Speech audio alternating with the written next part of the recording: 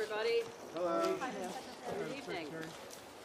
Well, I have just finished testifying. I answered every one of their questions as fully as I could, based on what I knew, and what I knew is what I said in my statement this morning. I never met Jeffrey Epstein, never had any connection or communication with him. I knew Ghislaine Maxwell casually as an acquaintance, but whatever they asked me, I did my very best to respond. It was disappointing that they refused to hold a public hearing, so I wouldn't have to be out here characterizing it for you. You could have seen it for yourself. We had asked for that. We think it would have been better for the committee and its efforts to gather whatever information they are seeking. We had a bit of a challenge in the beginning because we had agreed upon rules based on the fact it was going to be a closed hearing at their demand, and one of the members violated that rule, which was very upsetting because it suggested that they might violate other of our agreements. So we had to cease the hearing for a period of time until we could get assurances that no rules would be broken going forward, and we returned to answer questions repetitively, literally over and over again. I don't know how many times I had to say I did not know Jeffrey Epstein.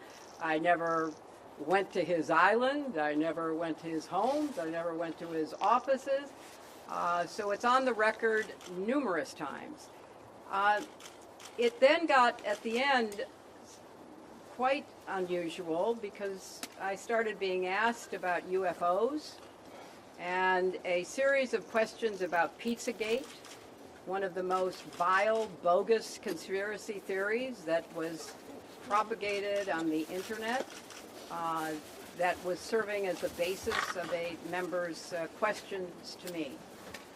So I can only say that the best exchange that I had came at the very end, when, contrary to every other deposition they have taken, no Republican member asked any questions about Jeffrey Epstein or Ghislaine Maxwell to anyone else they have deposed. And in fact, the Republican members didn't even show up for the deposition of Les Wexner. And when I said that, I had to point out that the only questions that any Republican member asked of any of the people they deposed was of former Attorney General Bill Barr, when Chairman Comer asked him about the allegations, in his view, about Russia's involvement in my election in 2016. So at the very end of this hearing, after I made that point, I want to commend Chairman Comer for raising a series of significant questions that I responded to about the nature of the investigation and the areas that I thought should be explored. So I appreciated that. I want to see the truth come out. So that was a reassuring way to end a very long, repetitive deposition. Secretary, you spoke in your opening remarks about how heartbroken you have been for the Epstein survivors as these files have come out. Can you talk to us a little bit about how you have processed and reacted to the fact that the former president, your husband, Bill Clinton, is referencing the Epstein files numerous times, including in some photos featuring women, and how have you been personally preparing for the deposition that is coming tomorrow? Are you 100% confident that there isn't anything that the former president knows about Epstein's crimes? I am, and I think the chronology of the connection that he had with Epstein ended several years before anything about Epstein's criminal activities came to light, and that he was charged and sadly given a sweetheart deal, which, as I said in my statement, had that not happened, perhaps his predatory behavior could have been stopped earlier.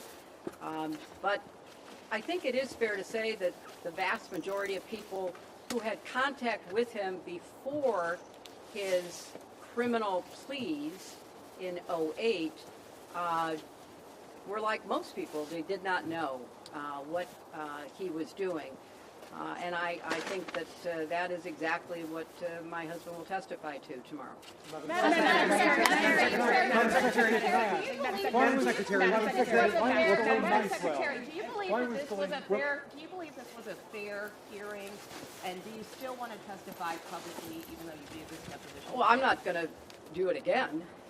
You know, they had a chance to do it in public, and I wish they had done it in public. And I think they're making the wrong decision, avoiding doing it in public. I thought it was very repetitive. I thought that they asked literally the same questions over and over again, which didn't seem to me to be very productive.